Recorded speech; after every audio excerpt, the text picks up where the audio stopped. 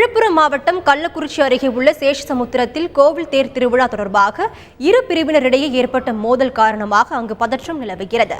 வட மாவட்டங்களில் தலித் மக்கள் மீதான தாக்குதல் அதிகரித்துள்ளதாக குற்றச்சாட்டு எழுந்துள்ளது. இதுகுறித்து விடுதலை சிறுத்தைகள் கட்சி தலைவர் திருமாவளவனுடன் எமது செய்தியாளர் எழில் நடத்திய நேர்காணலை பார்க்கலாம். விழுப்புரம் மாவட்டம் கள்ளக்குறிச்சி அருகே சேஷசமுத்திரம் என்ற கிராமத்தில் தலித் குடிசைகள் தீக்கிரையாக்கப்பட்டு சூறையாடப்பட்டிருக்கிறது. அது மட்டுமல்ல, அங்கு 144 தடை உத்தரவும் போடப்பட்டிருக்கிறது. இது குறித்து பேசுவதற்காக விடுதலை சிறுத்தைகளுடைய கட்சித் தலைவர் நம்மிடத்தில் இருக்கிறார். அப்படி நாம் கேட்போம். சார் வணக்கம்.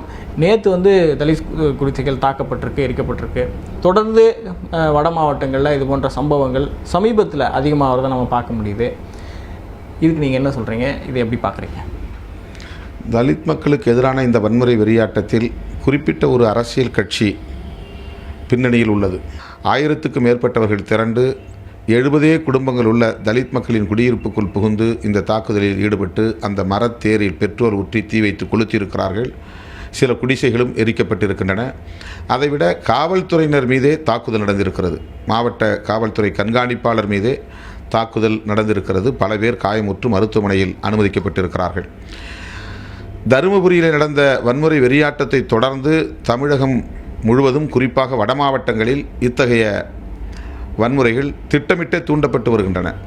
மரக்காணமாக இருந்தாலும் சரி, இப்போது அகரம் சேஷசமுத்திரமாக இருந்தாலும் சரி, இதற்கு பின்னணியில் அரசியல் உள்ளது.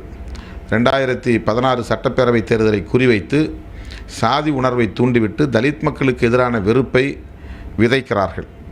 அரசு இனியும் வேடிக்கை பார்ப்பது எந்த வகையிலும் ஏற்புடையதல்ல.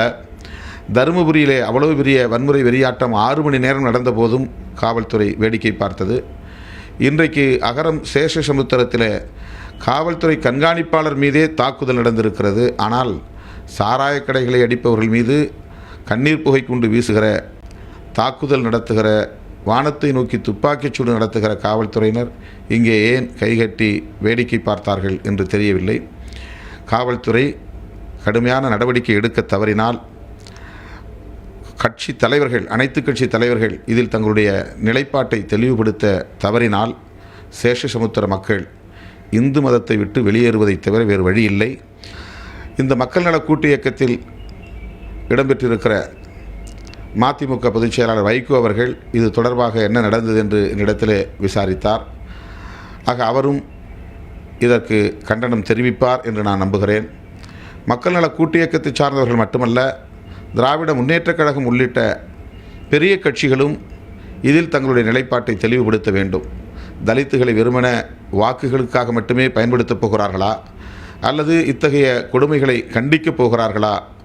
ஆளும் கட்சியும் தன்னுடைய நிலைப்பாட்டை தெளிவுபடுத்த வேண்டும் என்று இந்த நேரத்தில் நான் கேட்டுக்கொள்கிறேன்.